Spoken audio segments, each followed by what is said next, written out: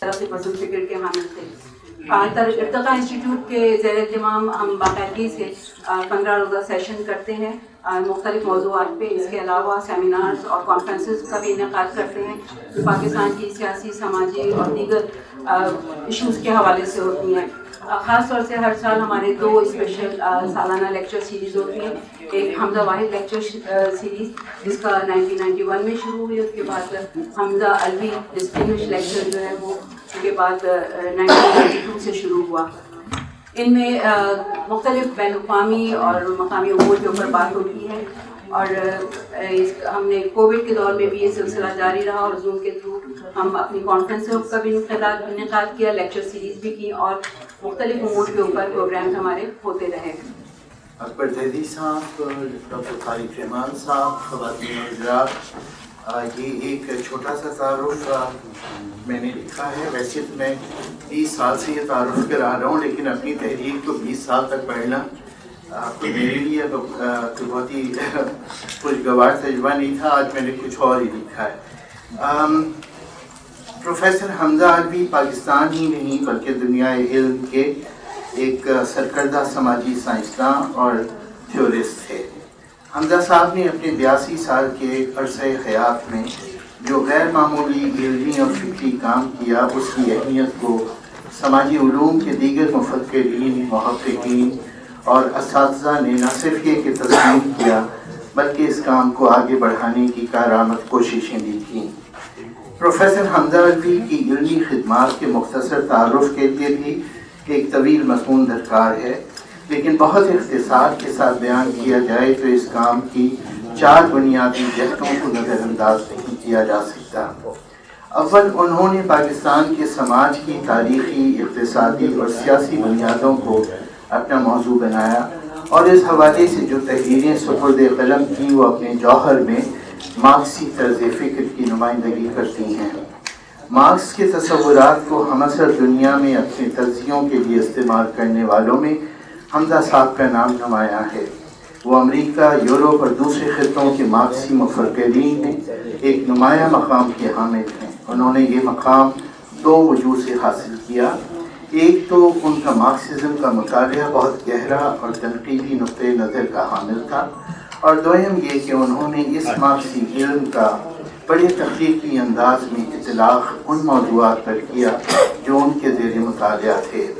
पाकिस्तान में सियासत, इक़्तिसादियात और तारीख़ के हवाले से जो लिटरेचर तख्लीक़ हुआ है उसमें हमजा साहब की तहरीरें मार्क्सी तर्ज़ फ़िक्र की नुमाइंदा होने के नाते एक नुमायाँ मकाम की हामिल हैं। हमजा साहब के काम की दूसरी अहमियत ये थी कि उन्होंने सियासियात के मौजू पर जो 20 मक़ालात तहरीर किए वो वाक़यात के बयान और मालूमात के अंबार की हैसियत नहीं रखते। I wrote an article, an obituary, in which I said that a great scholar has passed away and the flag is not lowered, no cannons have been fired, no presidents and prime ministers have spoken on the TV about it. This was lamentation. At that time I didn't know that he would get this distinguished Hamza Alvi lecture, an yearly mark of distinction of his wonderful work, about which my friend Dr. Jafar has just spoken. And this is most befitting. I am really humbled and honored, really humbled for being invited here to speak not on Dr. Hamza Alvi, but about my own book, which is The Wars of Pakistan. I'd like to begin with, we've had several wars. The 1947-48 one, the 1965 one, the 1971 one, and the Kargil, and then wars going on, Afghanistan and India and so on. This is a metaphor. The most important question is whether the decision makers act as a de jure body or as a clique. Now, when I say the word, when I use the word clique, it's a group. Some members of it might have held or hold the most important de jure offices of the state. Nevertheless, the decisions made about war and peace are made in a covert manner, in a clandestine manner, in extra-legal ways, without consulting other de jure stakeholders, without going through the procedures and offices constituted by the state for such moments. तो ये बुनियादी तौर पे ये बात है कि क्या जंग जैसी अहम चीज की मुताबिक जो फैसला करते हैं वो एक क्लिक करती है या वो हुकूमत वक्त करती है, ये बुनियादी सवाल. Okay. And I've then used the word the gambling model. What is it? ये सारे वॉर्स के अंदर रिस्क होते हैं, तमाम में होते हैं. बड़ा मुल्क लड़ता है उसमें भी होते हैं. अगर ना होते तो अमेरिका वियतनाम में ना हारता. इसके अगर ना होते तो इस वक्त रशिया को भी मुज़ाहमत का सामना है. यूक्रेन में है और इससे पहले Afghanistan. So there's always a risk. But when a small country with a much weaker economic base fights deliberately a larger country with modern weapons, then it ipso facto puts the country in possible tremendous danger, more than the ordinary risk of war. That is what I mean by the gambling model, decision making using a gambling model. That's a gamble. The other idea which I've used in this, although in this lecture it will not become evident, it is in the book, is looking at the effects of wars. We all know about those effects. People are killed, buildings are broken up, etc., converted to debris, and women are raped, and the mind is affected, or even of the soldiers, etc., and lots of other things happen. We all know about this. But that is the most obvious thing. The less obvious things are that people stay in a state of tension. Innocent people are caught up and they are treated as spies. And then there are subalterns. What happens to the subaltern? The subaltern history says, this concept here. The idea is, people, the elite, in the case of war, is a very small one. I've used the word clique, but even if it isn't a clique, it's still a very small one. Even ordinary soldiers and officers, even of the middle rank officers, they are used, they are cannon fodder actually, it's not their fault. They are, of course, seduced into believing certain ways of thinking, ideologies if you like, but nevertheless they don't take the decision. So the situational subaltern means someone who is put into a situation in which that person acts as a subaltern. That means the voice is muffled up. That means the person is on the peripheries. That means the person does not have the power, the agency to decide things. But otherwise, this person might not be subaltern, in the society as a whole. तो इसमें ये देखिए कि सिपाही यूं तो subaltern नहीं होता. उसकी गांव में साख होती है, इज्जत होती है, पेंशन भी मिलती है, वगैरह वगैरह. लेकिन यहाँ पे तो जंग जब है तो सिपाही को सिर्फ हुक्म मिलता है, वो वहाँ पे सबल्टन होता है, उसकी कोई आवाज़ नहीं होती, उससे कुछ नहीं पूछा जाता, वो सिर्फ उसको मालूम ही कुछ नहीं होता, उसको वही मालूम होता है जो बताया जाता है. और सिर्फ सिपाही नहीं, अफसरों की बीवियाँ भी, सिपाहियों की बीवियाँ भी वगैरह, ये सारे सबल्टन हैं. तो ये इसके अंदर मैंने इस्तेमाल किया है किताब में सिचुएशन सबल्टन का यानी कॉन्सेप्ट. अच्छा, अब ये तो पहली जंग के बारे में बात करते हैं। ये इस नक्शे के बारे में तो कोई खास बात मुझे नहीं करनी है, सिर्फ इतना बताना है कि the state of Jammu and Kashmir was never one kind of state. Most of you know this, but I just want to make it obvious.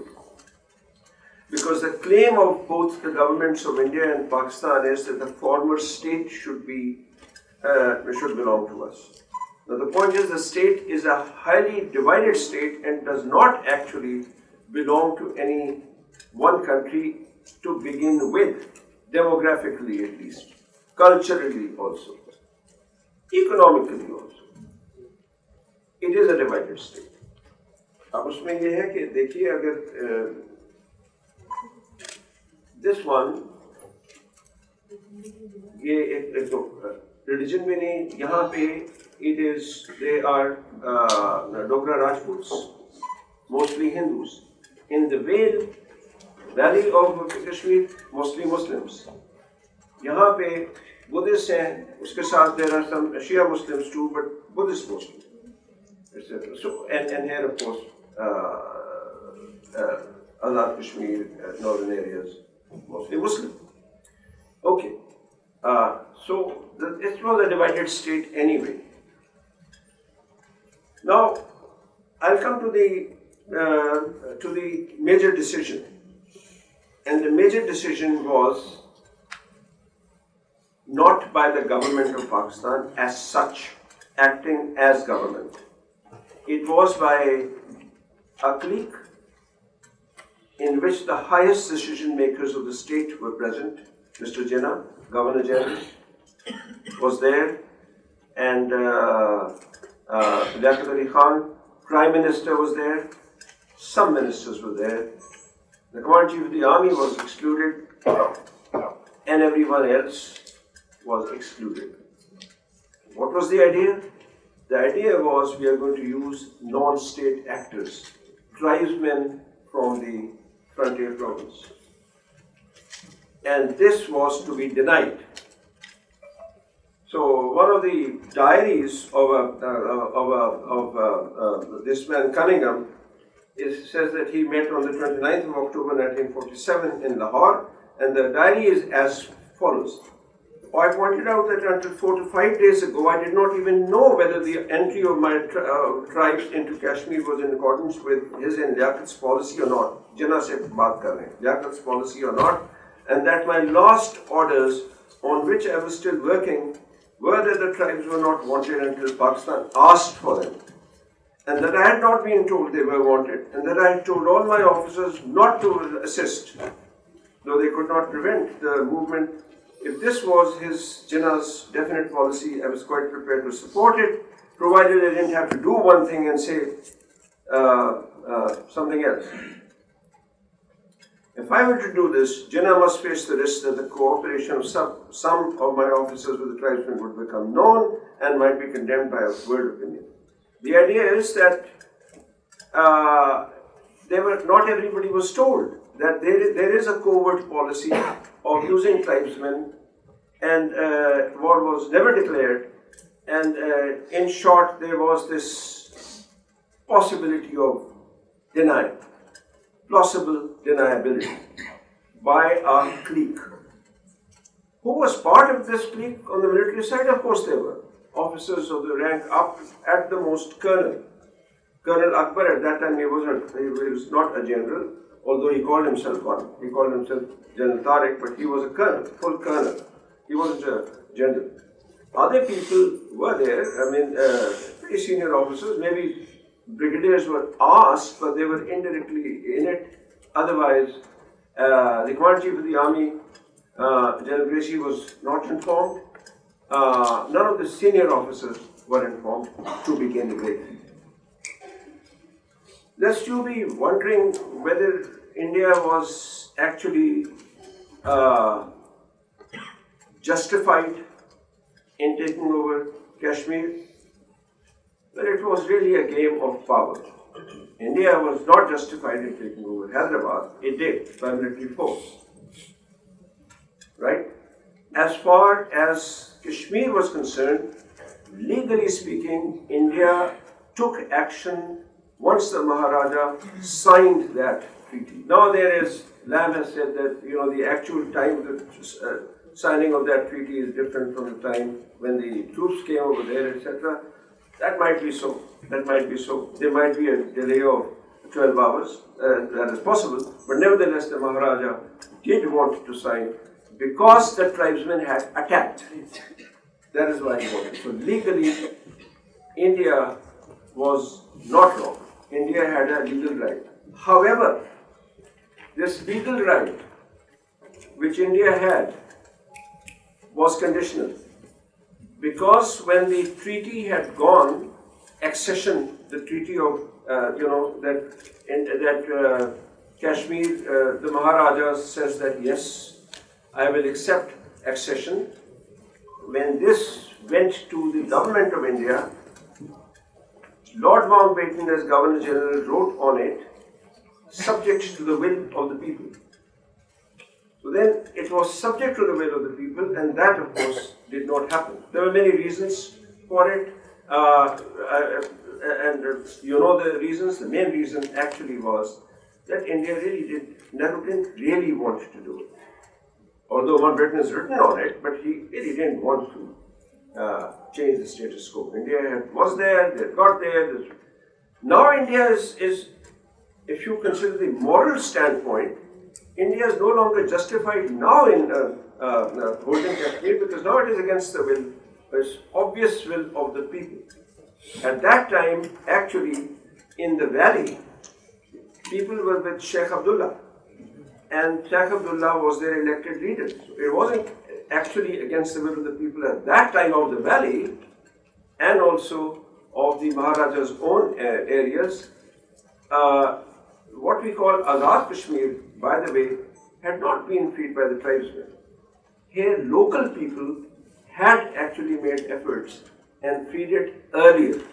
And this was also with the will of those people. Obviously, they were local people, it was will of the people. So the condition was that Azad Kashmir had been, with the will of the people, had exceeded, not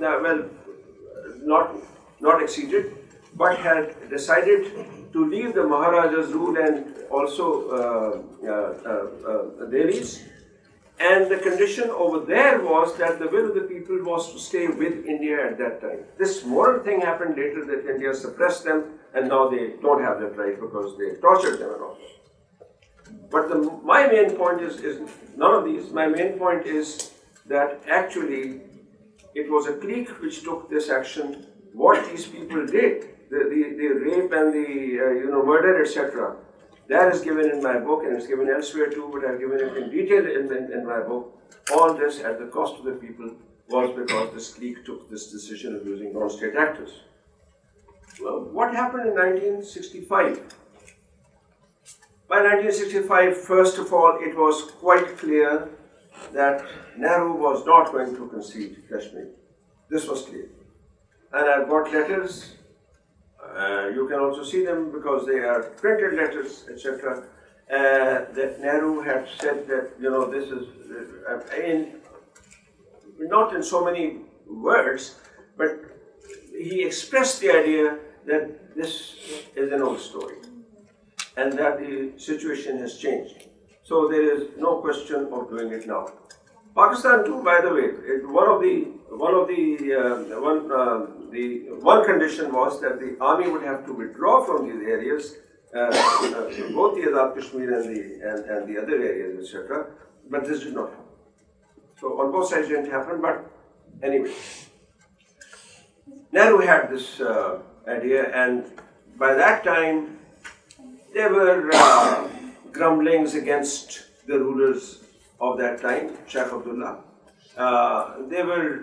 Sheikh Abdullah himself had been jailed because he too had taken part in those grumblings, and those grumblings were basically amounted to this, that New Delhi should move on and that we can decide our future. By that, Sheikh Abdullah sometimes meant he didn't mean joining Pakistan. Sometimes he threatened to join Pakistan. Sometimes he said that he would have a separate state. Sometimes he said something else. But anyway, he did say that unless India is not giving us our rights, so he was, so to speak, from the Indian point of view, threatening India. So Sheikh Abdullah was in jail, but other people, Muslims of course, from the same party were ruling there. So a plan was made to attack India using, there were several such plans before 1965, and General Mitta says that between 1956 and 1960, at least 4 files recommending that we should attack Kashmir and stating that Kashmiris would rise in revolt were sent to me by the chief. Chief means, in those days, the Chief Army Staff was not used, Commandant-in-Chief, for my views. Captain Gohar, who was the Chief's ADC, used to bring the files to me. Every time my answer was a definite no. And the Chief accepted my advice. Mitta is not the only one who says this. He is not the only one who says, why did Ayub agree to this Operation Gibraltar? He is not the only one. Other people also did the same. There were many reasons. The Command Chief of the Army was General Musa. He was against this. He was against this war in the beginning. Musa has expressed this in so many words, in 2 biographies, which he has written. He expressed this in the Staff College also. And the reason why he was so much against it was this.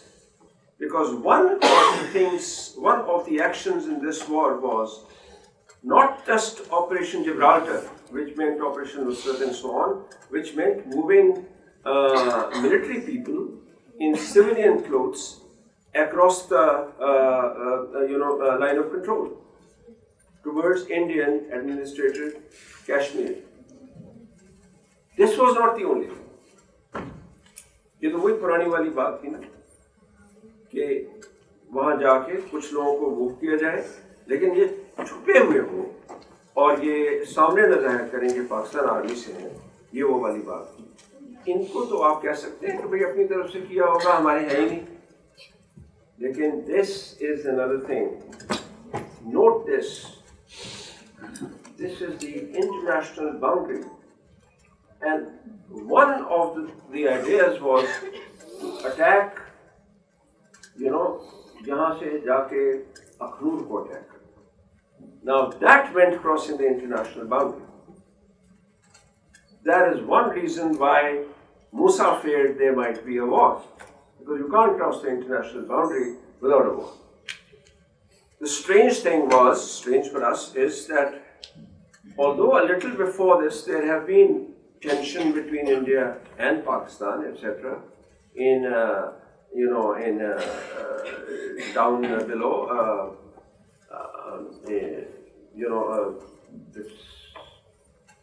never mind. Anyway, there had been a small battle, so to speak, but the forces had been moved both by India and Pakistan back to the peace locations.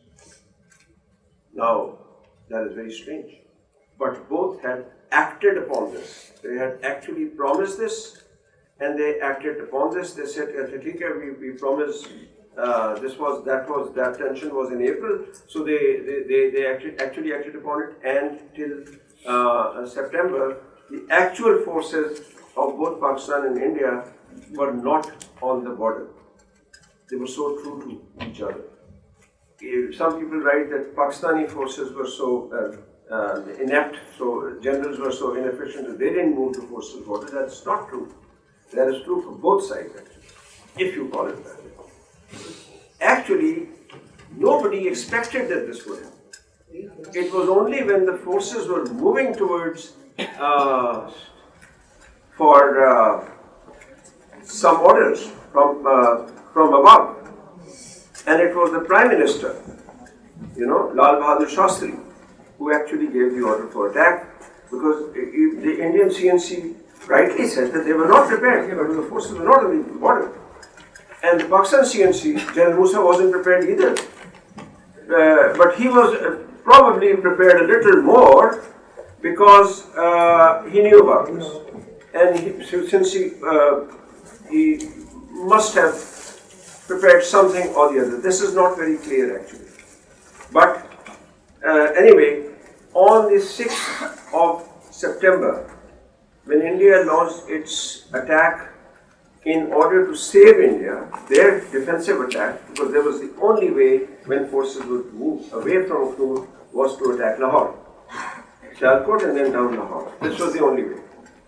When this happened, both the forces, the Indian Army and the Pakistan Army, faced each other on the morning of the 6th of September 1965 without having slept and without having eaten for the last 24 hours. This was on both sides.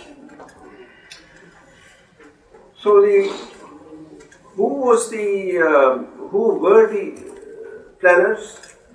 Well, there was again a clique. President of Pakistan was the Field Marshal, Ayub Khan. Okay. But the actual military officer was Major General Akhtar Malik. Okay. And the third person in this clique was Mr. Bhutto, and the fourth was Aziz Ahmed. Mr. Bhutto and Aziz Ahmed were civilians. Mr. Bhutto was obviously Foreign Minister and Aziz Ahmed was Foreign Secretary. Now, from evidence of various kinds, Bhutto had said that India is not going to move from the international border. They're not going to attack on the Sialkot or Lahore. They're not going to cross the international border. They are just in no position to cross the international border. Ayub had somehow bought this. Now, the military officers whom I quoted just now, except General Akhtar Malik, nobody believed it. General Akhtar Malik says that he did believe it, and that is why he said that we should not only stop at Akhnur, but go on, and when we press on, India's attack will be blunted. That's what Akhtar Malik felt. So this was, again, taking undue risks. And it was done by a clique, although there was a government. But the government machinery did not come into the picture. It was done by a clique. Okay. Now take the next one. The next one is, of course, the 1971. This was a civil war. Okay, I left this one out, but you have listened to this. Okay, so this is the 1971 one. Right. On this side, just the map I have shown you only for this reason, that I want to point out that how difficult the borders are to defend. There is India on three sides. See, and this is the sea. It's a very difficult country to defend, and surprisingly, the people who have actually praised the generalship of Pakistan are Indian officers. I actually met one, and he was a Major General then. He actually praised the generalship. Nobody else praises the generalship. Other people praise officers of a lower rank and soldiers, of course, but nobody praises the generalship. Well, the philosophy given to the generals was they shouldn't have bought it. That's right. That criticism is right. Was that we must not give an inch to the enemy, so to speak. Otherwise, they are going to establish some state around the borders, and that will be called Bangladesh. That is why we mustn't do that. So we must deny them all the land, and to do that, we must have forts over here, forts here. Fort means that you hold strong ground, and you don't let a force in. Enough, of a force to form a government of its own or an area of its own. Well,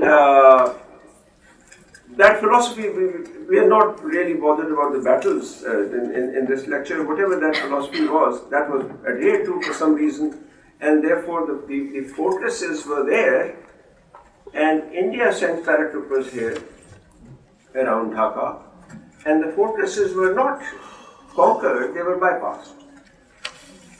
Now, to bypass past, you're not holding ground. So nobody leaves the fortress and attacks you. Actually, they did.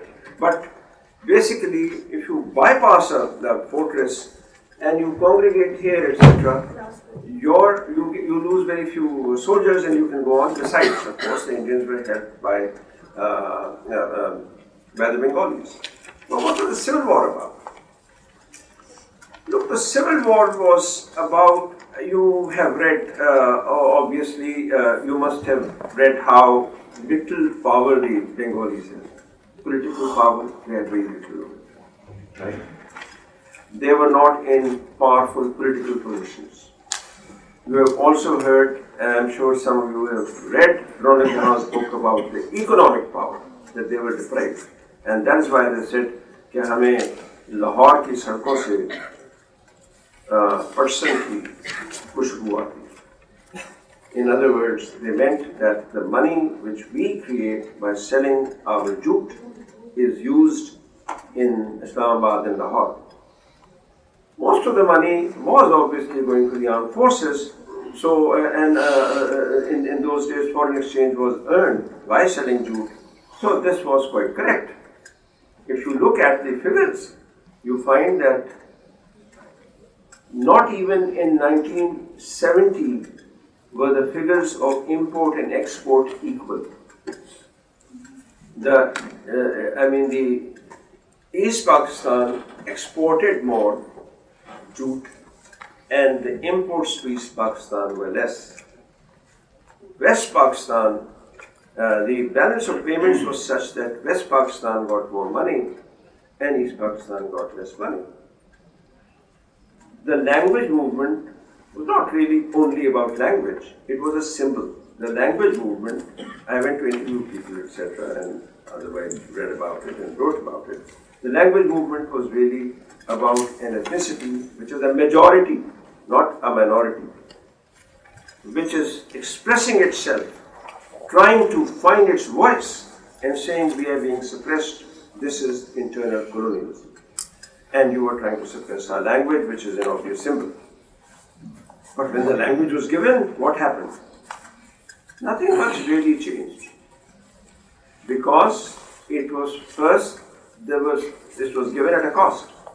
East Pakistan would now have parity. It had a majority. Now in the National Assembly, etc., it would have parity, equality, whereas they were 55.6%. So it was given at a cost. And secondly, other things didn't change because now there was the two economy theory.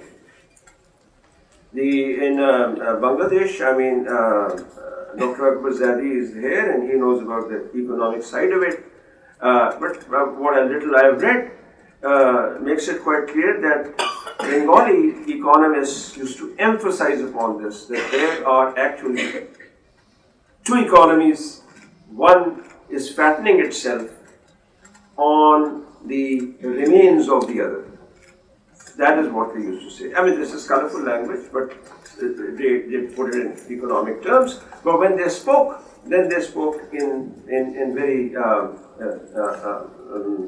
emotional and polemical language.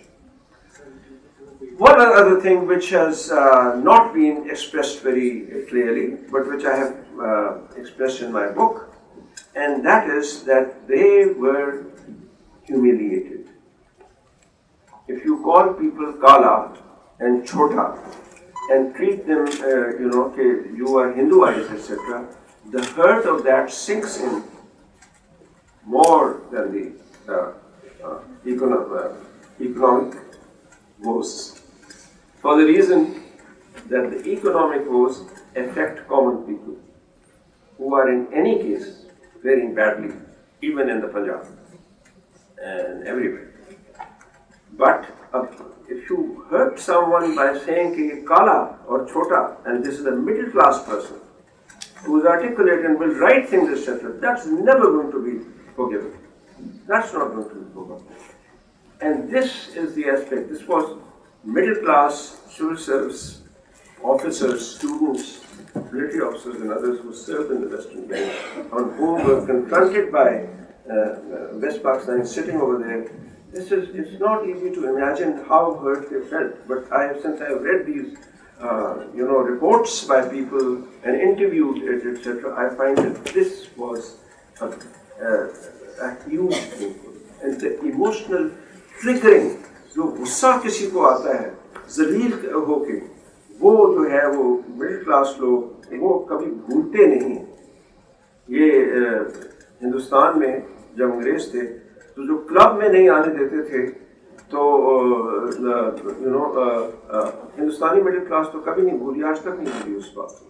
किसान को अभी तक कोई नहीं आने देता, वैसे भी अभी अब कौन सा आने देता, but this was a big issue for them. That has not been written about. I have written about it here in my book. So now there are stories about it. There are narratives.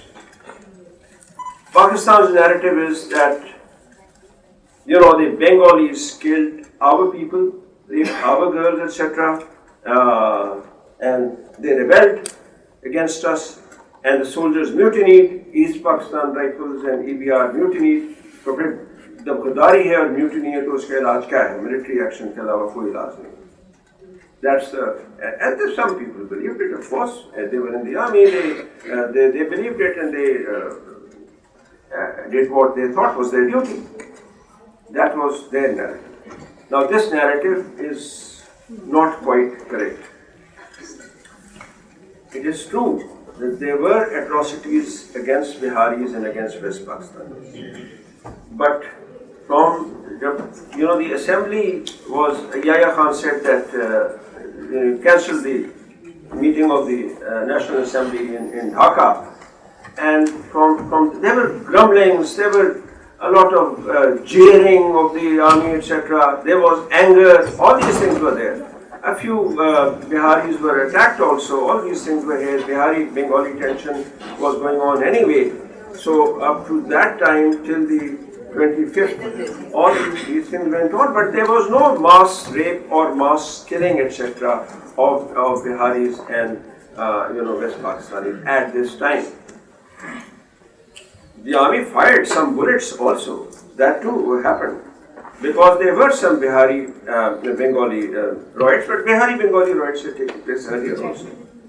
So most of the atrocities of Bengalis against Biharis and West Pakistanis took place after the DPR and the EBR mutiny, so to speak, or rose in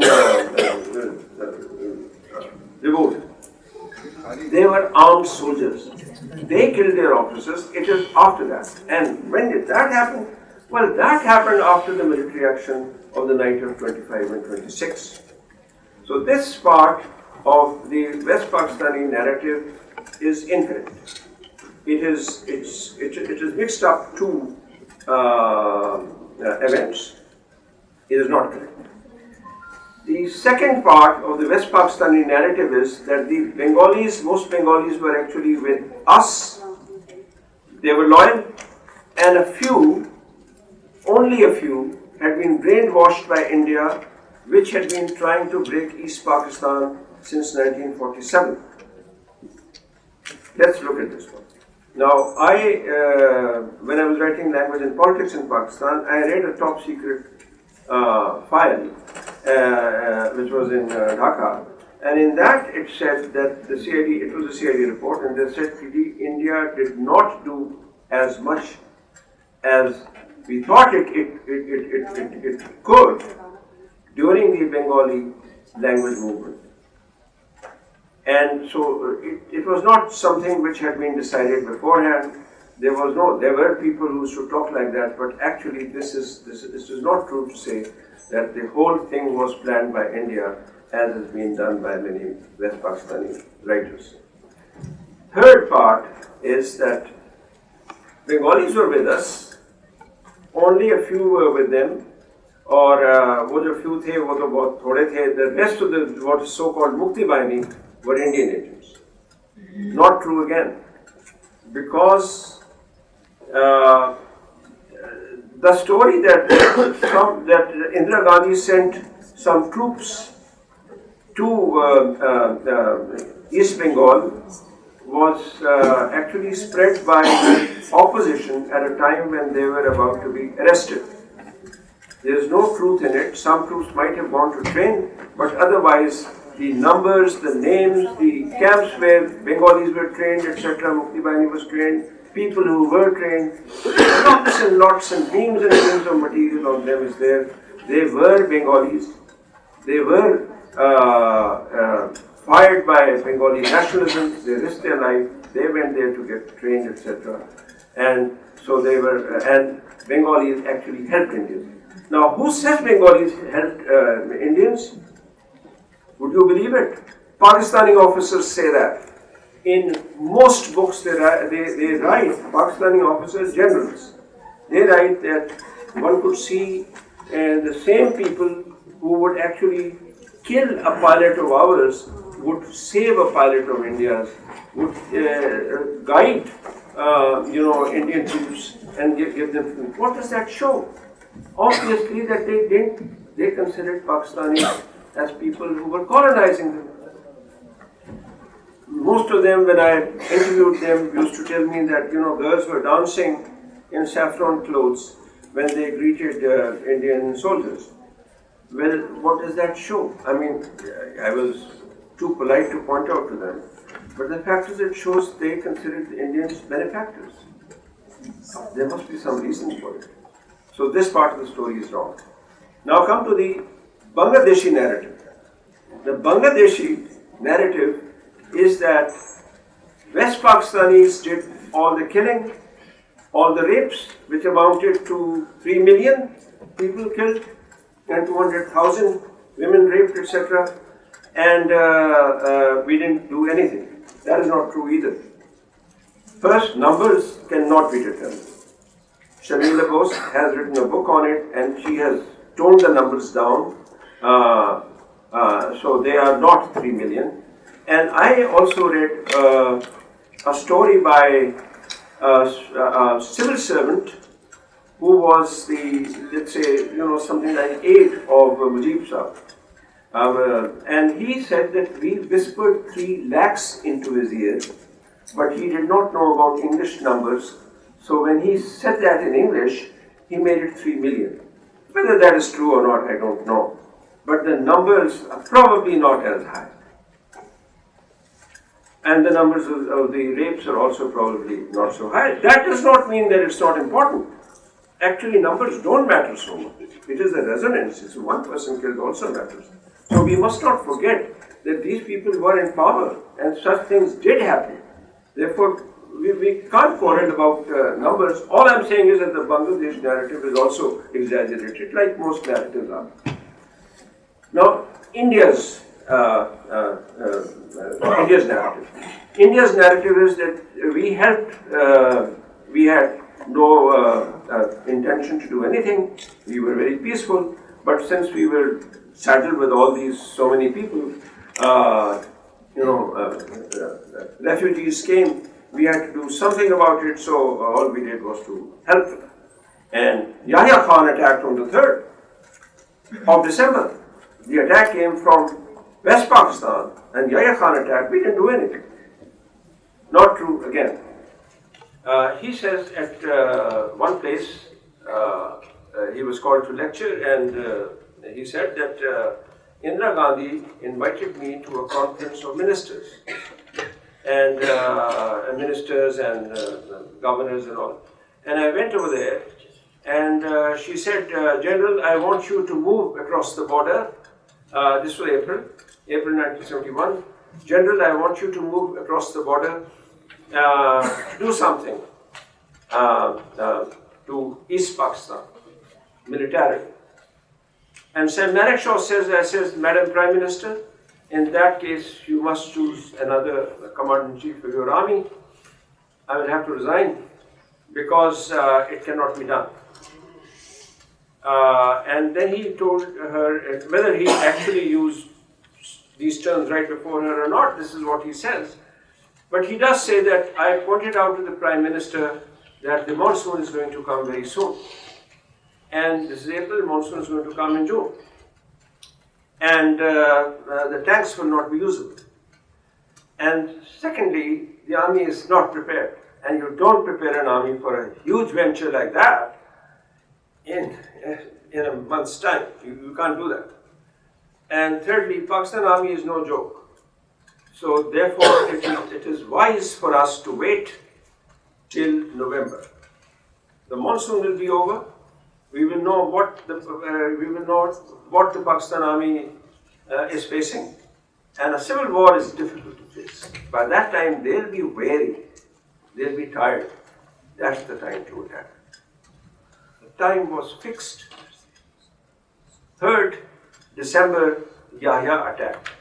However, on the 22nd of November, the Indian Army the High Command had allowed Indian forces to move 20 miles into East Pakistan. Why 20 miles? Why not ahead? Well, such are the, you have to know a little bit about the military to know about the 20 miles. What used to happen was that Pakistanis used to use their cannon, heavy cannon, from the edge of the border, you just saw the map, into India. India did the same. But if you move 20 miles inside, and the infantry of India moves 20 miles inside, you can't use the heavy cannon. Because if you use the heavy cannon, soldiers will be on the bunkers, they will be below. Your heavy cannon is going to fall there within East Pakistan, it is not going to fall in India. So that's why 20 miles. Further, one advantage was that up to the 22nd, tanks, and with the exception of one attack, tanks and aeroplanes could not be used because war had not been declared. The order to declare war, the order to actually go to war from India's side was for 4th December 1971. Everyone was the High Command was in a bunker, and for some reason there was no telephone there, apparently. So an officer came, I think the secretary came in, and he said, "Gentlemen, Yahya Khan has sent aeroplanes into Pakistan. War has started." They said, "Good, thank goodness for that. The fool has reacted after all." Indira Gandhi was most pleased with it. Because now the burden is Yahya Khan started the war, now you can use heavy cannon, now you can use tanks, now you can use aeroplanes, above all. So where the Indian narrative is wrong is that they had not planned this war, they had. And their attack was 4th of December, or 6th that Yahya Khan anticipated. So when we are studying these wars, let's question all narratives by the main states.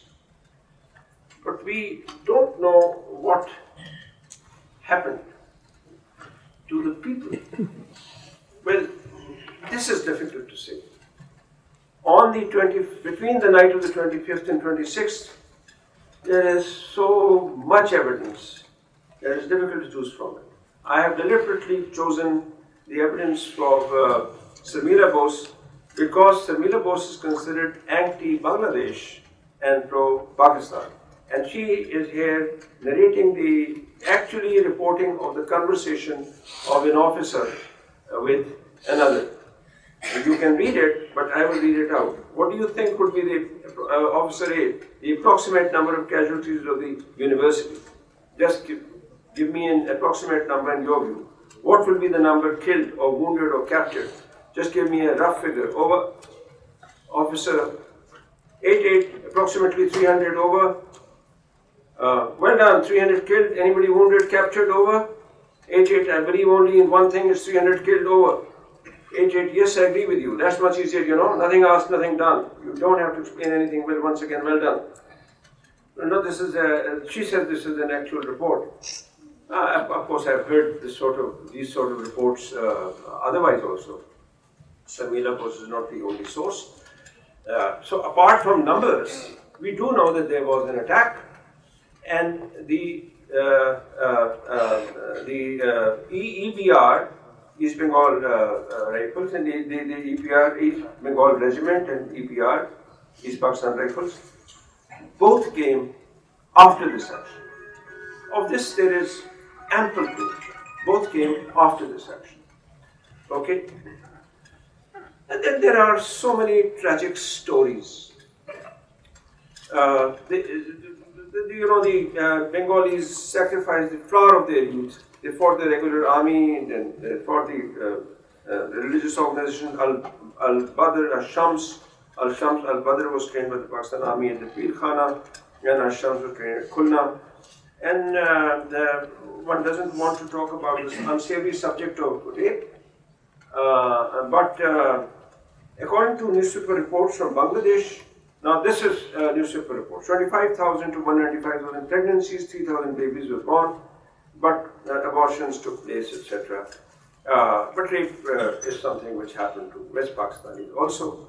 Perhaps the number was less, but nevertheless. Now let's come to another decision. This is General Zia's first, the first ward, Afghan ward. Who took it? A clique. Not really even a clique, actually. Because according to General Arif, General Zia initially did not tell anyone. He said, we will pass information on the basis of who needs it. That's all. So the actual decision to allow the US to use, to fight the Soviet Union, a proxy war to fight the Soviet Union, was General Zia's. And General Zia, one other thing, the ISI would take the money, would take the guns, the ammunition, would train soldiers, Afghans, etc. And then the Americans would not set foot in Afghanistan. America accepted all these conditions. General Arif says that Stinger missiles were given to the Afghan fighters, justified the need for training them, and this was imparted in ad hoc camps organized by the ISI with instructors provided by the army. He adds that the cabinet members knew that Pakistan was supporting the Afghan struggle, but the details were kept secret from the civilian, even ministers, authorities of all kinds. In short, Zia's government, even Zia's government, as government, was not told a clique was the one which took this decision. It's a momentous decision because this is the decision which brought the fighting, the Islamists, Arabs to Pakistan and Afghanistan.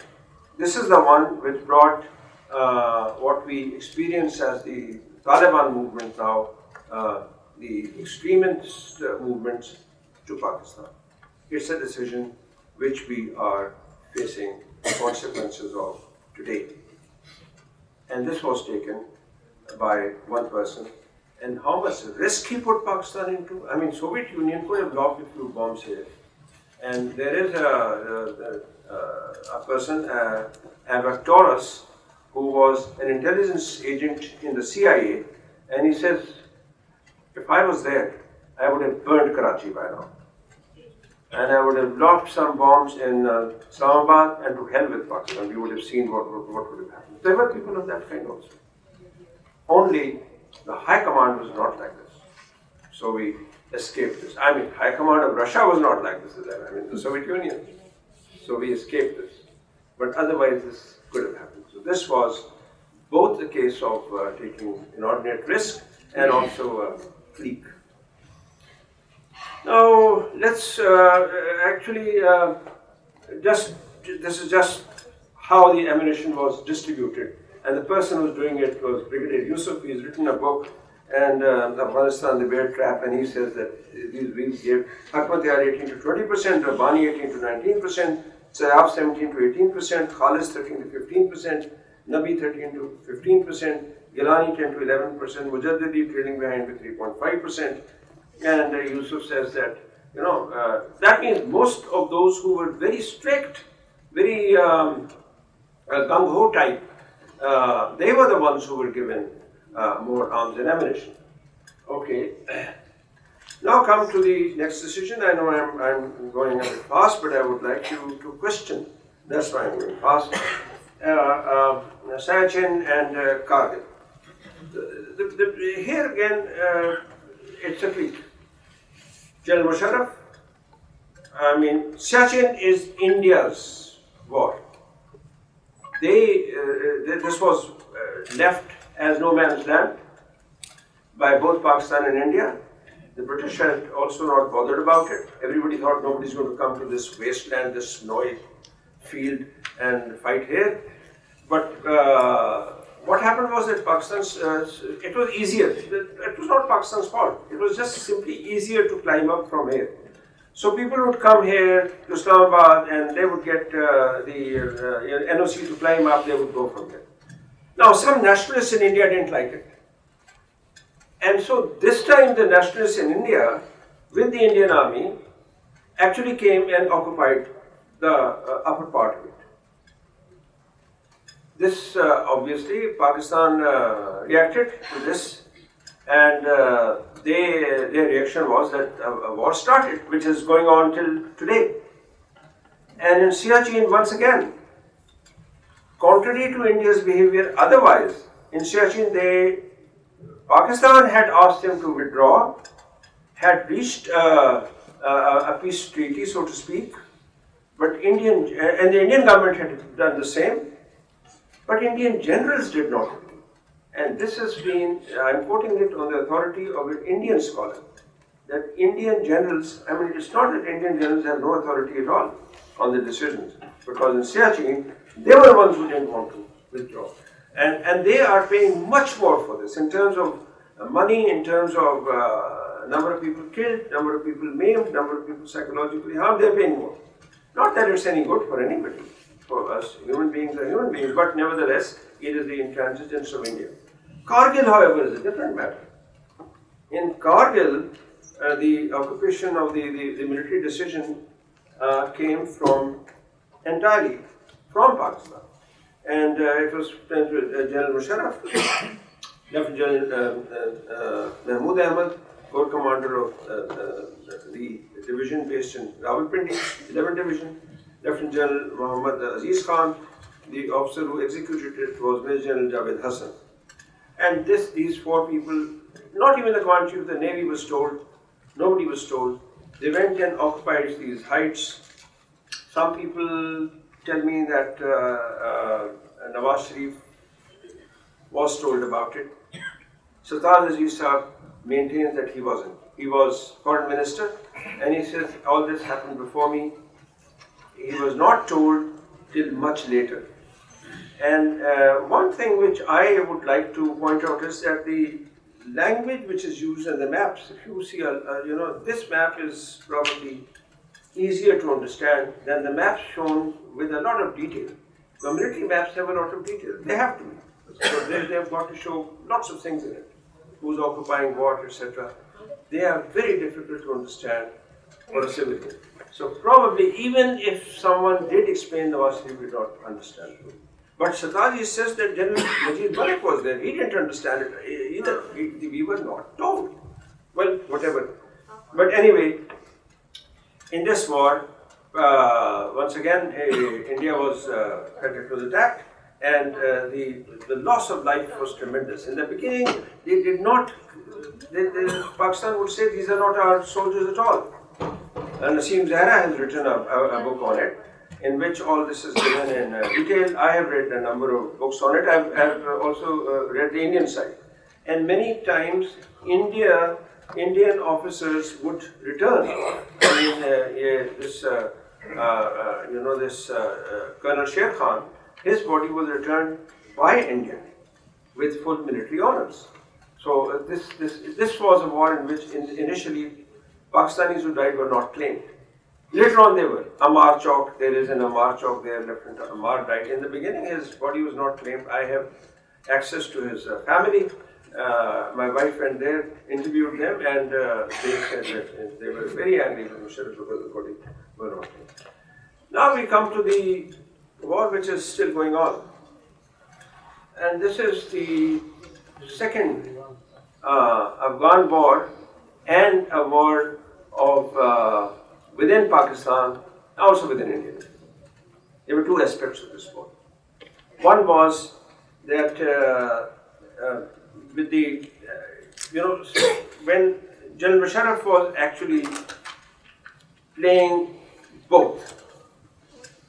On the one hand, he was telling the Americans after 9/11, we are with you, we will capture and return the Arabs who are holed up here fighting against you, the Arab commanders of Al-Qaeda and UPS.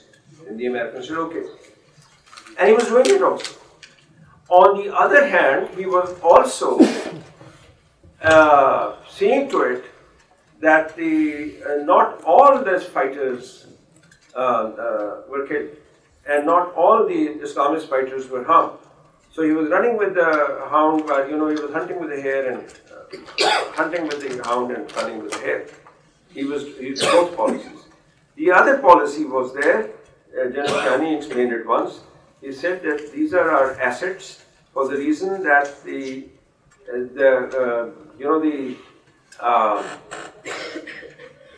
want strategic depth.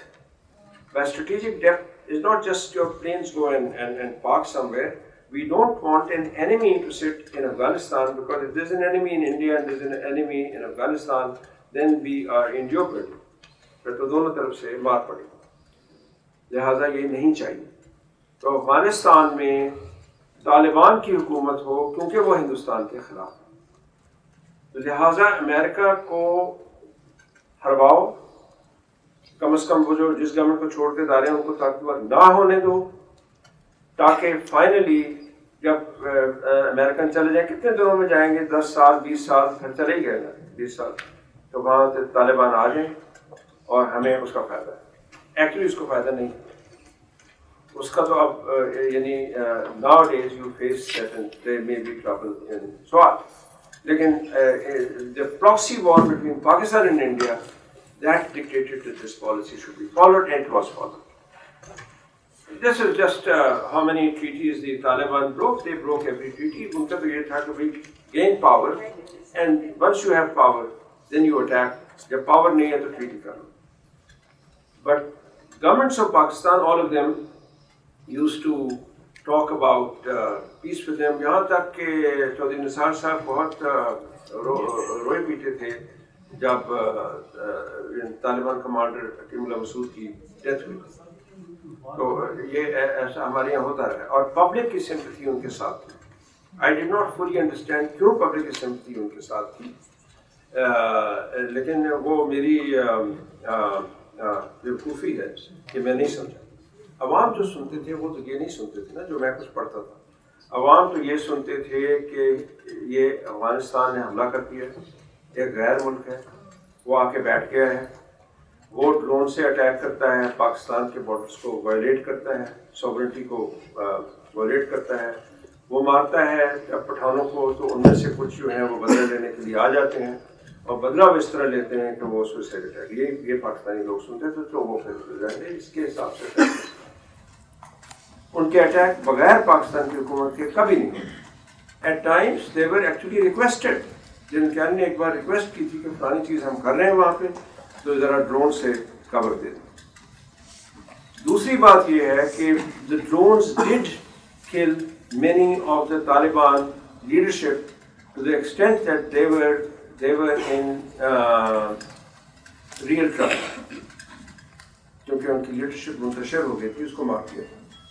It is also a fact that the drones did harm people. ایک Taliban leader جب مرتا تھا تو 10 عام لوگ بھی مرتے تھے, یہ بھی فیکٹ ہے. لیکن وائلیشن تو نہیں تھی, اس کی تو نہیں تھی, لیکن ہیومن پوائنٹ آف ویو سے یہ بالکل ٹھیک ہے کہ لوگ مرتے تھے, اور وہ بالکل آرڈنری لوگ ہوتے تھے, یہ بالکل ٹھیک بات. لیکن دوسری بات یہ ہے کہ there was one other way of fighting. اب اپارٹ فرام ڈرون اور کون سا طریقہ فائٹ کرنے کا؟ You use normal army infantry آپ استعمال کریں یا پھر ہوائی جہاز استعمال کریں. اب ہوائی جہاز کو جو بام ہوتا ہے وہ تو 1000 پاؤنڈ کا ہوتا ہے, بڑا اس سے بڑا بھی ہو سکتا ہے, تو لہٰذا وہاں کوئی رہے گا نہیں, لہٰذا لوگوں کو خالی کرانا پڑے گا, اپنے گھر ان کو چھوڑنے پڑیں گے تب ہی ہو سکتا ہے. انفینٹری جائے گی تب بھی لوگ مریں گے, لہٰذا اس کو بھی گھر خالی کرنا. وہ پاکستان نے بعد میں کیے, شروع میں نہیں کیے. لیکن عوام جو تھے جب وہ سوئسائڈ اٹیکس پر یہ واقعی ہوتے تھے, ان کی ٹرین کرنے کی جگہیں ہیں, ان کے ٹرین کرنے والے لوگوں سے انٹرویوز جو ہیں وہ کچھ لوگوں نے کیے اور وہ مجھے بتایا, میں نے لکھ بھی دیے ہیں, وہ تو واقعی ہوا کرتا تھا. اور لیکن پاکستان نے جب ایکشن لیا تو پھر اسی طرح لیا, ڈرون سے نہیں لیا. پھر تو یہی کیا کہ ہوائی جہاز بھی استعمال کیے, انفینٹری بھی استعمال کی. لیکن اس میں جو لوگ ڈسپلیس ہوتے ہیں, the displacement which occurs, وہ اب گھر تو چھوڑ کے آتے ہی ہیں, وہ تو ہر جگہ میں ہوتا ہے. لیکن اس میں بہت کچھ اور تھا انڈیا, اور اس کی وجہ یہ تھی کہ خیال یہ تھا کہ if we keep attacking India, they will come to the negotiating table. ہوا تو ایسا نہیں, کیونکہ جو حاکم ہوتے ہیں ان کو کچھ بہت زیادہ افسوس نہیں ہوتا لوگوں کے مرنے کا. تو اس لیے کہیں کے بھی حاکم ہوں, انڈیا کے کیا کہیں کے بھی ہوں, تو لہٰذا آپ اٹیک ہوتا ہے ان کو کرتے رہیں جب تک کہ وہ اس کی وجہ سے نیگوشیشن ٹیبل کے اوپر نہیں آیا کرتا. لیکن ایکچولی اس سے نقصان بہت ہوا. نقصان پاکستان کی امیج کو ہوا, پاکستان کی ٹریڈ کو ہوا. اس کے علاوہ یہ بھی ہے کہ انڈیا میں بھی لوگ مرے, لیکن اس کے علاوہ پاکستان کو بہت زیادہ نقصان ہوا. اور اس کے ثبوت یہ ہیں, you know, that I was interviewing him, Tariq Khosa, police officer. He wrote this, so I copied what he wrote. He said that the actual ship, boat, was connected to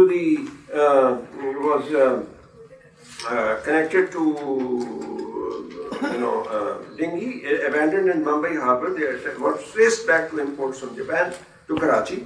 Even the operations room used to direct the attackers was in Karachi.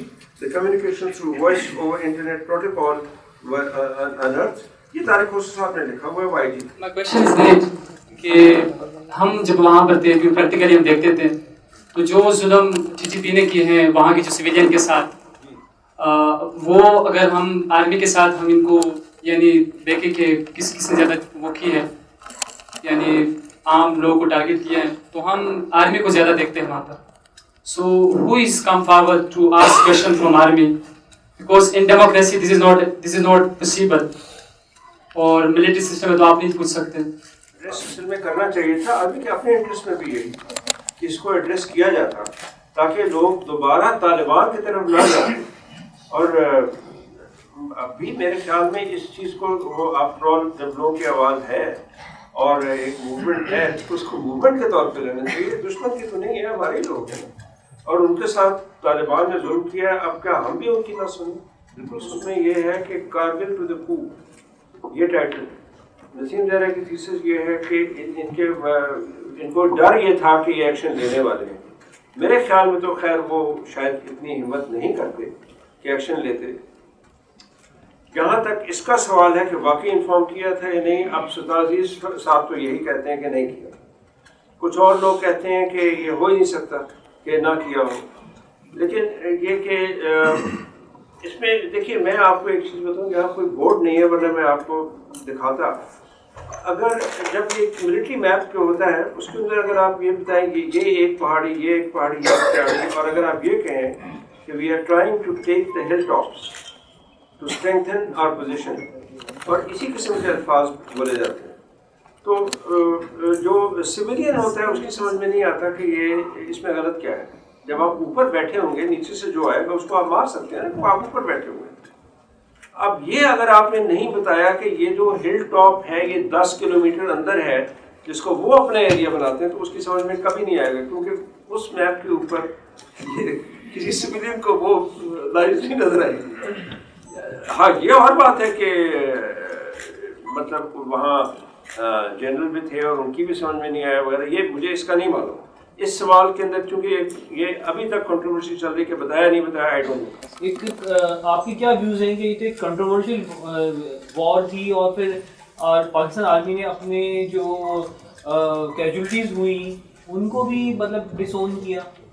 میں نے بتایا کہ وہ اس لیے ڈسون کیا کہ وہ تو پاسبل ڈینائبلٹی رکھنی تھی نا. یہ کہنا تھا کہ ہم یہ آرمی ہے ہی نہیں. وہ تو یہ کہنا تھا کہ یہ جہادی فائٹرز ہیں، ہماری اجازت کے بغیر بیٹھے ہوئے ہیں، تو پھر کیسے بتاتے؟ یہ تو پھر یہ ہوا کہ ایک تو زیادہ ہو گئی کیجولٹیز، دوسرے یہ کہ انڈیا نے واپس جو کریں لاشیں انہوں نے لکھا ہوا تھا کیپٹن اور فلانا فلانا. تو پھر آہستہ آہستہ یہ بات ہوئی پاکستان میں ہر جگہ. ہاں جی، پاکستانی میں ہمارے ذہن میں یہ تھا کہ there is a military establishment, there is a chain of command, corps commanders بیٹھتے ہیں، وہ فیصلے کرتے ہیں.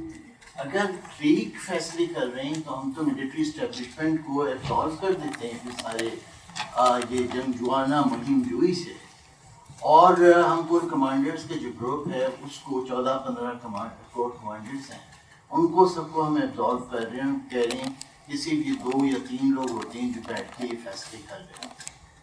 How you scheme? Yes doctor صاحب، یہ بات بالکل ٹھیک ہے جو آپ نے کہی، اور یہ میں بھی کافی حیران ہوا تھا جب میں نے گہرائی سے دیکھوں گا. میری اسمپشن یہی تھا کہ it is let's say the whole military machine. لیکن اس کے بعد میں جتنے ہی غور کیا اور زیادہ پڑھا اتنے مجھے یہ معلوم ہوا کہ ہر وار کے اوپر ملٹری کے ہائیسٹ آفیسر سے اتنا کرٹیسزم ہے کہ یہ کس نے یہ ڈسیزن.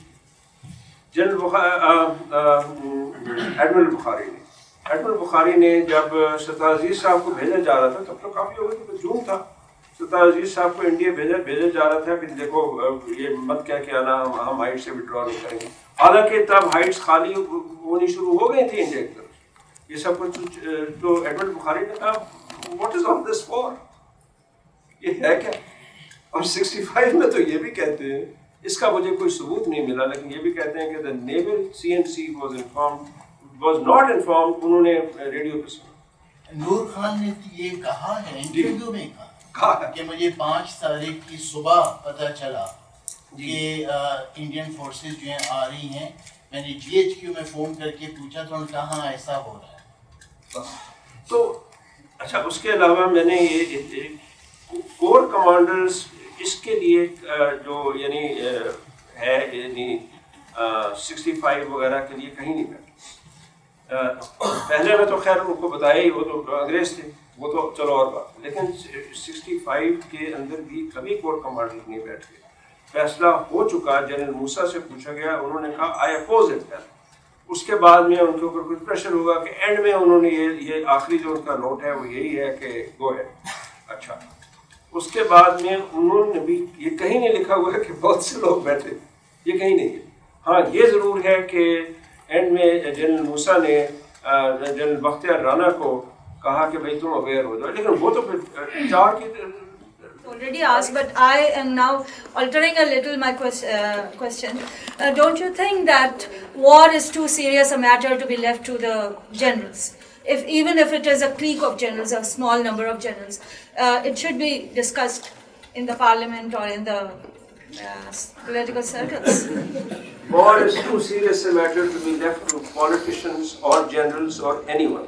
Yeah. یہ ایک ایسی چیز ہے جو باقی کوئی بھی صحیح نہیں ڈیسائڈ. وجہ اس کی کیا ہے؟ وجہ یہ ہے کہ اس وقت جذبات، ایک تو صحیح نالج ہوتی ہی نہیں، دوسرے جذبات اتنے اٹھائے جاتے ہیں کہ پولیٹیشین کو ایسا نہ کہہ سکتا ہے. وہ بھی تو یہی کہے گا کہ ہاں کرو، آگے جاؤ کرو، ہم نے کرنا ہے اور اپنی کشمیر لیں گے. وہ بھی یہی ہے. تو دونوں باتیں ٹھیک. کیس یہ ہے جو بلوچستان کے خانہ کلات جو تھے وہ انہوں نے بھی آزادی، انہوں نے بھی کہا تھا کہ ہم آزاد ہیں، اور کچھ دنوں تک وہ آزاد رہے بھی تھے. اور جناح صاحب جو تھے وہ ان کے لیگل ایڈوائزر بھی تھے. ٹھیک ہے. پاکستان نے پھر جب ان کے یہ ہوا کہ ان کو تھریٹن جب کیا اور پاکستان آرمی وہاں پہنچ گئی تو اس وقت انہوں نے سرنڈر کیا اور وہ نہیں لڑے. ان کے بھائی جو تھے وہ افغانستان بھاگ گئے، وہ لڑنا چاہتے تھے لیکن خیر وہ افغانستان ان کے بھاگنے سے کچھ خاص نہیں ہوئی. ایسی بات نہیں ہے. اینکسیشن سب کی. اچھا آپ نے جوناگڑھ کا نام لیا. جوناگڑھ کے اندر once again Lord Mountbatten نے اس وقت پٹیل کہہ رہے تھے کہ فوجیں بھیج دو. جوناگڑھ وہی کیس ہے جو کشمیر کا ہے. ٹھیک ہے, ایک مسلمان نواب ہیں اور ایک چھوٹی اسٹیٹ ہے جو ڈیوائڈ ہے, نہیں موسٹلی ہندو ہے, اور نواب صاحب ڈیسائیڈ کر رہے ہیں کہ ہم پاکستان کو جوائن کریں گے. رستہ تک کوئی نہیں, ٹھیک ہے, سمندر سے ہے. اچھا وہ بالکل وہی کیس ہے جو کشمیر کا ہے. لیکن کشمیر کے اندر تو یہ ہے کہ ڈیوائڈڈ ہے, کچھ جگہ تو ہندو ہے اور کچھ جگہ یہاں تو وہ بھی نہیں.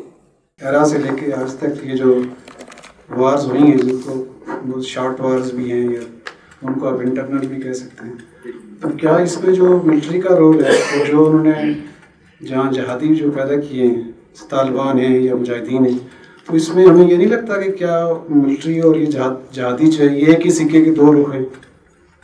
بالکل کیے ہیں. دیکھیے اس میں یہی ہے کہ سب سے پہلے تو جہادی جو تھے وہ چاہے کہیں سے بھی آئے تھے, باہر سے بھی آئے تھے وغیرہ, ان کو افغانستان میں استعمال کیا گیا.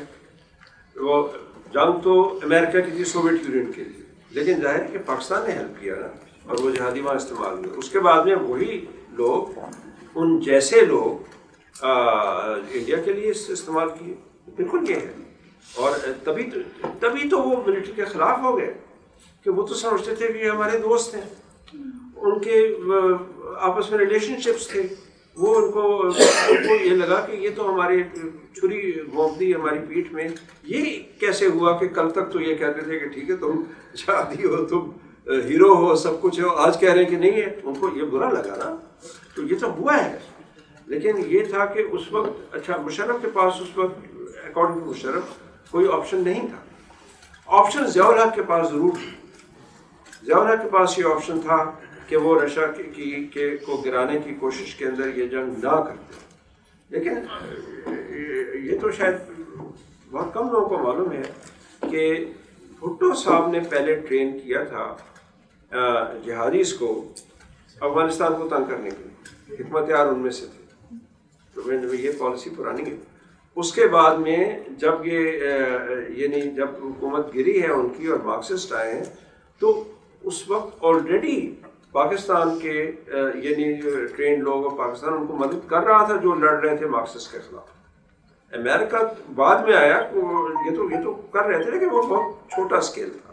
یہ صحیح بات ہے, وہ بہت چھوٹا اسکیل تھا, پر ناکام رہا ہے. لیکن پھر بھی ہماری اسٹیٹ کی جانب سے, اسٹیٹ ایجنٹس کی جانب سے, اسٹیٹ سینٹرک کریکولم کی جانب سے, میڈیا کی جانب سے اور ادر انسٹیٹیوشنز کی جانب سے ان جنگوں کو گلوریفائی کیا جاتا ہے اور گلیم رائز کیا جاتا ہے, باوجود اس حقیقت کے کہ ہم ناکام رہے ہیں. تو آپ کیا سمجھتے ہیں کہ جو ایک کاؤنٹر نیریٹو ہے ان جنگوں کے حوالے سے, ایک اس اسٹیٹ سینٹرک کریکولم میں کس طرح سے وہ نیریٹو آگے بلڈ ہو سکتا ہے کہ حقیقت ان جنگوں کی جو رہی ہے وہ کیا ہے, اور آج تک ہم انتہائی ڈٹائی کے ساتھ, انتہائی بے شرمی کے ساتھ ڈیفنس ڈے سیلیبریٹ کرتے ہیں جبکہ فیکٹس کچھ اور ہیں. تو آپ کیا سمجھتے ہیں کہ جو کاؤنٹر نیریٹو ہے, جو الٹرنیٹو ہسٹری ہے, یہ اس کثیر الوسائل ریاست کے سامنے کس طرح سے بلڈ ہو سکتا ہے؟ بھائی بات یہ کہ یہ تو ایک بڑی بری بات ہے اگر میں کہوں کہ میری کوئی کتاب پڑھ لے اس کے پڑھ لے. لیکن یہ ہے کہ کریکولم میں لگوانا جو ہے وہ تو شاید آپ بھی نہ کر سکے. میں تو خیر کس کھیت کی مولی ہوں, آپ بھی شاید وہ کریکولم میں نہیں لگوا سکیں گے. شاید کوئی پڑھ لے تو پڑھ لے, لیکن یہ کہ یہ ہمارے انٹرسٹ میں ہے کہ اگر ہمیں معلوم ہو کہ کچھ چیزیں غلط ہوئی ہیں اور ان کو اب صحیح ہونا چاہیے, یہ ہمارے سب کے انٹرسٹ میں ہے. اور اس میں ایسا نہیں ہے کہ جیسے 62 کے وہ تو چائنیز ایڈونچر تھا تو اس میں گین کرتا ہے وہ. اچھا یہ مجھے بھی نہیں معلوم کہ کیا وہ پڑھاتے بھی ہیں اسٹوڈنٹس کو یا نہیں. یہ مجھے معلوم ہے کہ ہائر لیول کے اوپر انہوں نے چینجز کیے. تو یہ ہے کہ کر لیں تو بہت اچھی بات ہے. ایک شارٹ کوشچن ہے سر, میں اس طرف. آپ نے کہا کہ وی مسٹ ون کشمیر. نہیں میں نے نہیں کہا بھائی. ہاں یہ ہمارے ملک میں زیادہ تر لوگوں کا خیال ہے اور فوج کا بھی ہے. ہاؤ کین وی ون ये बताइए। 75 साल तो हो गए, 75 ईयर। तो मैंने इसको गैम्बलिंग कहा, इसीलिए तो ये गैम्बलिंग, ये मैंने इसीलिए कहा कि एक छोटा मुल्क ऐसी चीज करता है तो उससे मुल्क को खतरा दरपेश हो जाता है। ये जो मैं बात कर रहा हूँ कि मुल्क को एक्चुअली ये है कि ये फौज को कम करने के लिए नहीं है सर, ये इसलिए है कि मुल्क बचे, उसकी इकोनॉमी बेहतर हो, सभी को उसमें से मिलेगा। और अगर आप ऐसे जंगों में लगे रहे, एडवेंचरिज्म में लगे रहे, तो फिर किसी को कुछ नहीं मिलेगा। ये है ही इसीलिए। तो मैंने तो भाई ये नहीं कहा। आप क्वेश्चन बहुत सारे, तो आप चाय पे साथ से कर लीजिएगा। इजाजत हो, फ्यूचरिस्ट थॉट क्या है आपकी कश्मीर में? आपकी अपनी फ्यूचरिस्ट थॉट क्या है कश्मीर के बारे में? मेरी फ्यूचरिस्ट नहीं है, बहुत पुरानी एक रिपोर्ट है जो मैंने इसमें कोट की है, और मुझे लगता है वो मैप यहाँ नहीं है, वो बहुत अच्छी थी। उसमें ये था कि जो ये आज़ाद कश्मीर का इलाका है, गिलगित बल्तिस्तान, ये इससे ऑलरेडी हमारा रेफरेंडम है कि ये पाकिस्तान के साथ रहे, ठीक है।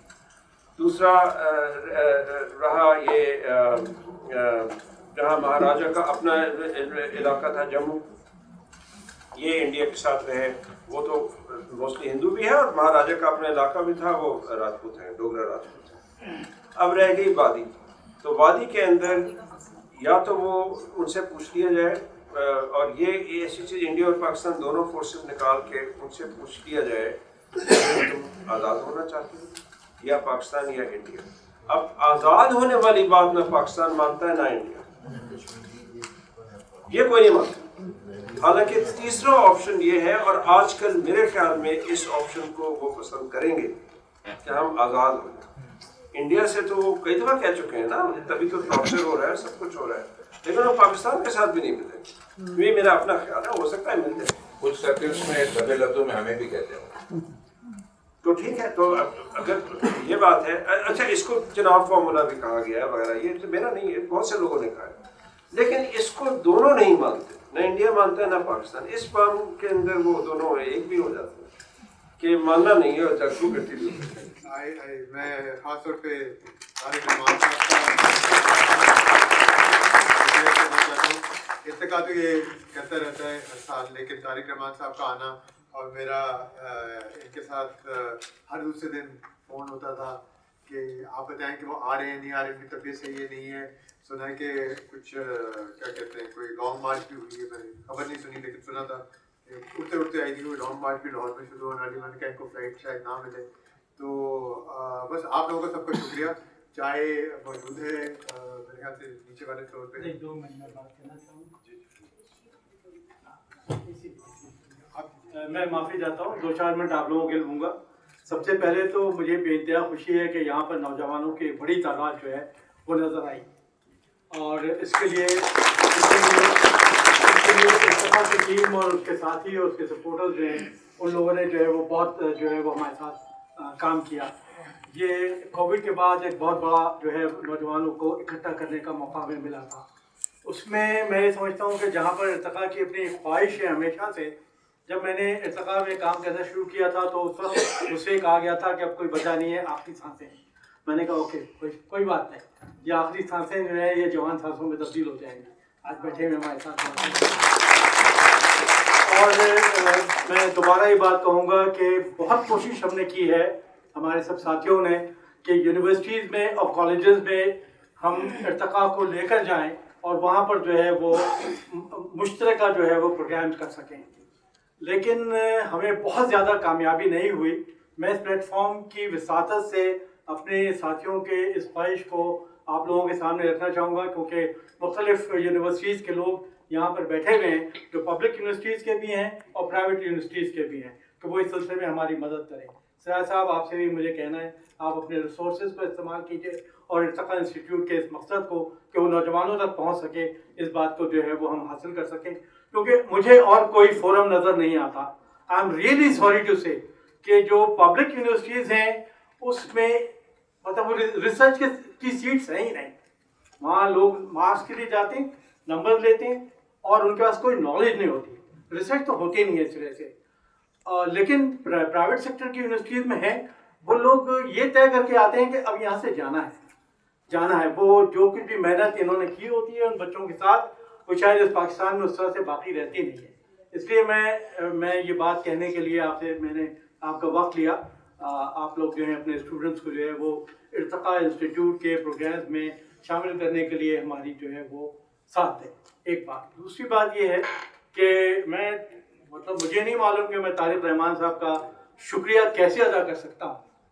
ये हमारा कोई 5-6 सालों का एक प्रोजेक्ट है कि तारिक रहमान साहब इर्तिका इंस्टीट्यूट के प्लेटफॉर्म पर आकर हमजा अलवी डिस्टिंग्विश्ड लेक्चर में लेक्चर दें, लेकिन ये कि आसान नहीं होता।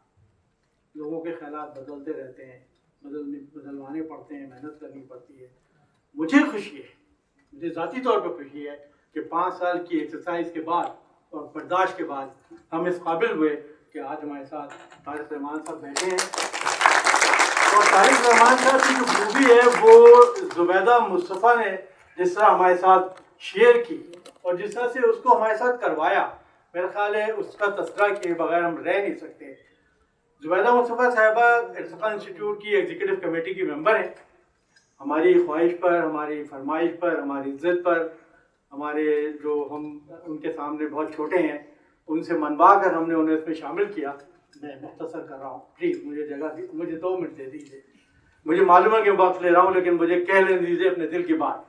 वो ये कि तारिक रहमान साहब जो हैं 7 दिन तक सुबह से लेकर शाम तक उस कोर्स में बैठे रहे जिस कोर्स का बुनियादी मकसद ये था कि बच्चे की इब्तदाई तालीम जो है वो उसकी मादरी ज़बान में होनी चाहिए। तारिक रहमान साहब 7 दिनों तक सुबह से लेकर शाम तक बैठे। हमारा ख्याल नहीं था कि इसकी सेहत इस बात की इजाज़त देगी कि ये एक्सरसाइज करेंगे। आखिरी दिन कंक्लूड भी इन्होंने किया। ये सारी बातें कहने की हैं तो शायद सबको ना मालूम हो, हम कुछ लोगों को मालूम हो।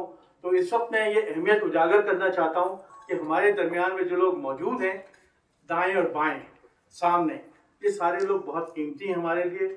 हमें इनका साथ चाहिए, हम इन्हें साथ लेकर चलेंगे।